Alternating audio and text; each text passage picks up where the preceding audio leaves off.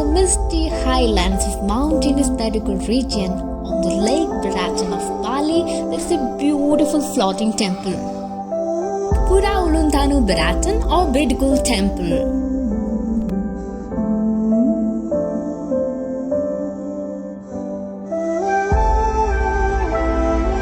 I must say this is the most beautiful temple I visited in Bali, Bedugul Temple.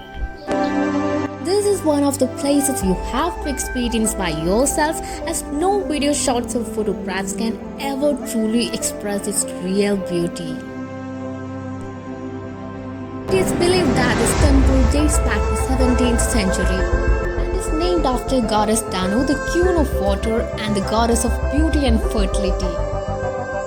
This temple is open every day of the week and is usually open from 8 am to 6 pm. No Bali itinerary is complete without visiting any temples, and this temple is definitely worth visiting.